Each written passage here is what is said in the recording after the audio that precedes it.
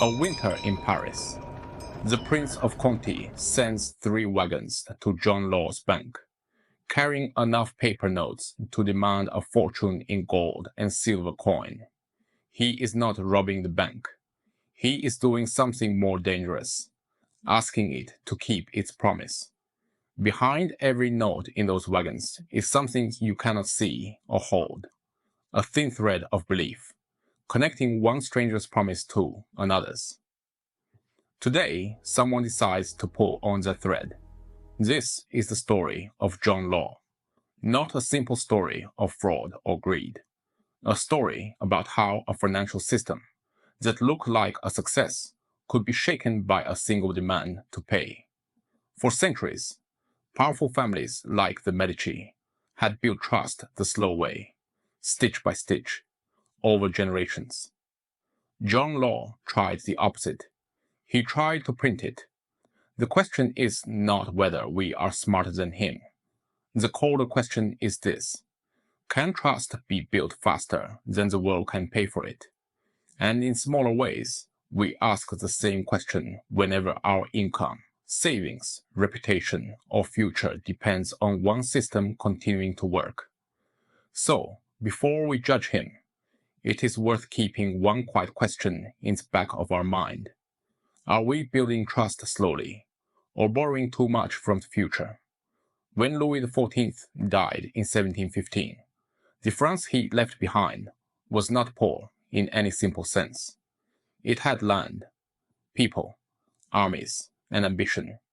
France was rich on paper, but it was poor at the cash drawer. Picture a shopkeeper. His shelves are full. Customers still come through the door. But this morning, the supplier wants cash. The workers want wages. And the drawer is empty. His problem is not that he owns nothing. His problem is that, right now, he cannot pay. That was France. That sometimes is us.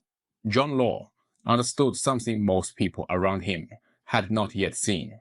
Money is not only metal.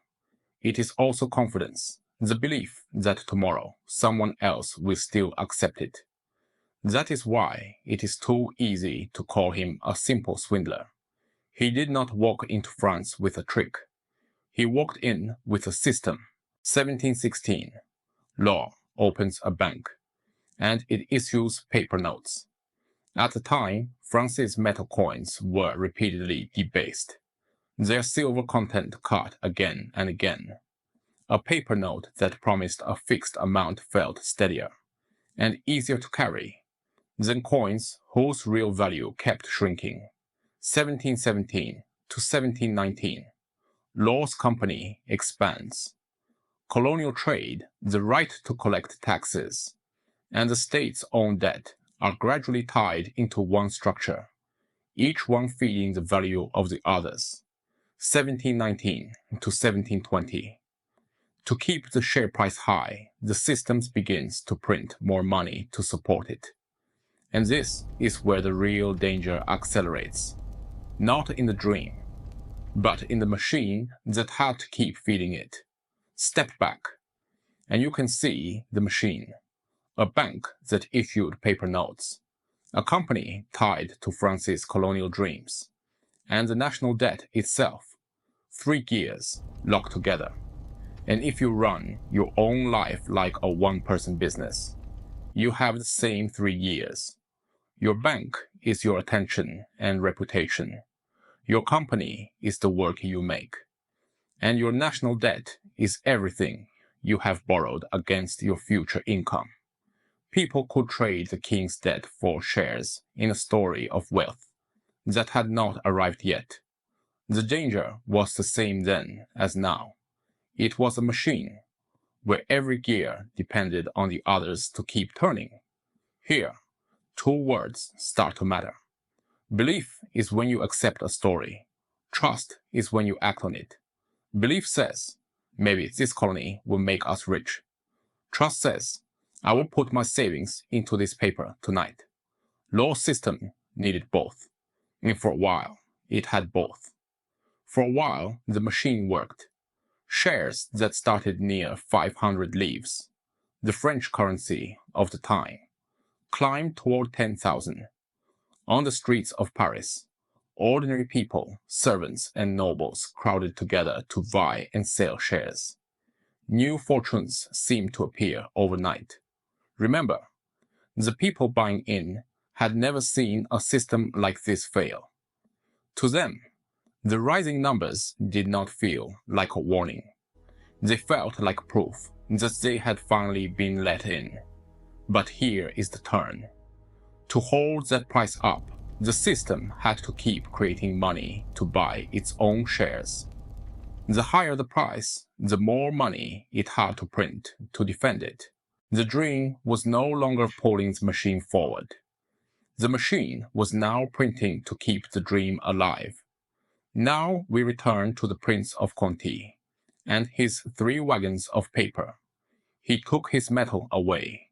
The regent later forced him to return most of it. But the message was already out. Some people no longer trusted the paper and wanted metal instead. This is the test every system eventually faces. Can it pay when people stop entering and start leaving? The system did not fail only because people asked for metal. It failed because the bank, the company, the share price, and the state's debt had been tied together, and keeping one promise required creating even more of another. So, when confidence broke in one place, it could not stay there. The same connections that had spread confidence now spread fear, just as quickly. So far, this has been a story about a country, but the same structure quietly shows up in ordinary lives. John Law's mistake was not that he believed in confidence. His mistake was building a structure where every promise secretly depended on the same single source.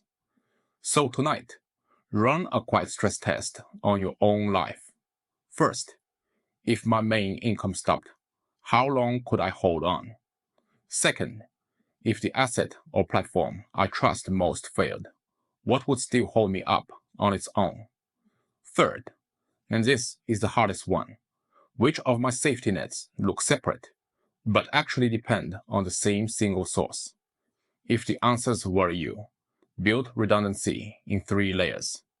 Layer 1, the foundation, a cash reserve, so a single bad month cannot end everything. Layer 2, skill stacking, at least one skill that could earn for you, even if your current gear breaks completely.